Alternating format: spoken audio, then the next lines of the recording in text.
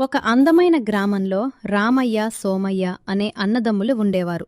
వారి తల్లిదండ్రులు చిన్నప్పుడే చనిపోవటంతో అన్న రామయ్యే తమ్ముడిని కంటికి రెప్పలా కాపాడుకుంటూ పెంచాడు.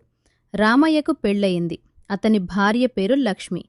అయితే పెళ్లైన కొన్నాళ్లకే లక్ష్మి ప్రవర్తన మారింది.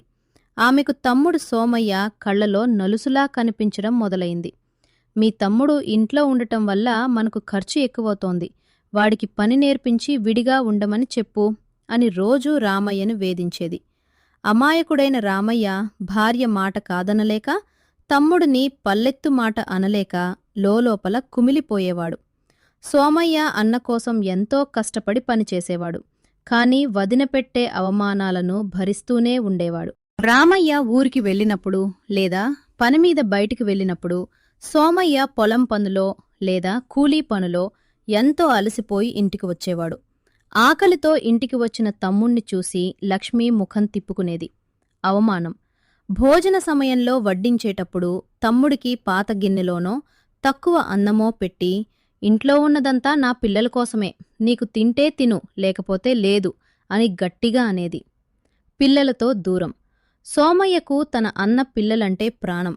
వాడు వాళ్లతో సరదాగా మాట్లాడాలని, ఆడుకోవాలని దగ్గరకు వెళ్తే లక్ష్మి గట్టిగా అరిచేది. ఏ సోమయ్య, వెనక్కి వెళ్ళు, నా పిల్లల దగ్గరకు రావద్దు.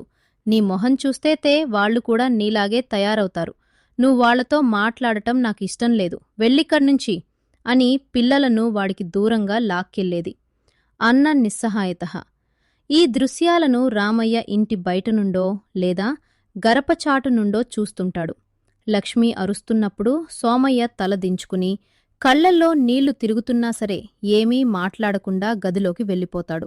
ఏంటి సోమయ్య, ఇదంతా ఎక్కడికెళ్తున్నావు? అన్నా, అమ్మా నాన్న బతికున్నప్పుడు మనం ఎంత సంతోషంగా ఉండేవాళ్లం.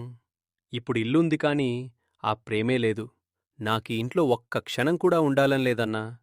నేన్నీ కళ్ళ ముందుంటే నీ భార్య నన్ను ద్వేషిస్తోంది, నన్ను ఒక శత్రువులా చూస్తోంది. నా వల్ల నీ కుటుంబం విడిపోకూడదన్నా. నేను వెళ్ళిపోతాను. సోమయ్య, ఆగు. నువ్వు చెప్పేది ఒక్క మాట కూడా నిజం కాదు. నువ్వు నా తమ్ముడివిరా.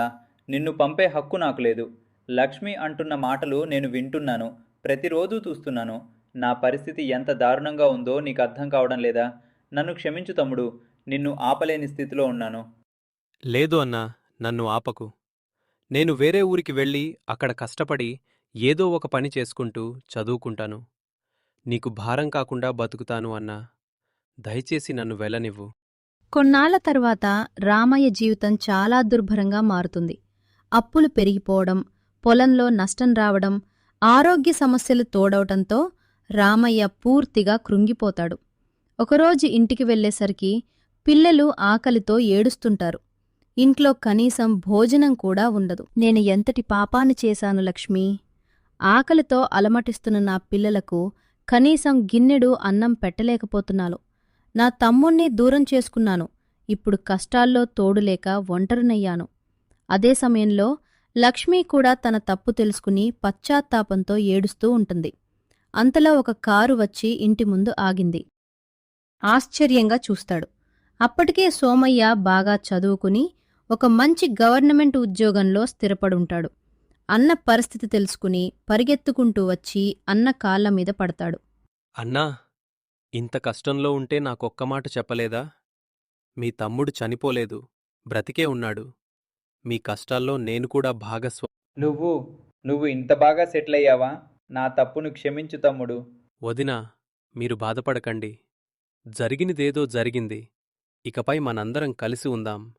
మీ కష్టాలనన్నీ తీరిపోయినట్టే. మీ పిల్లలు ఇక నా పిల్లలు.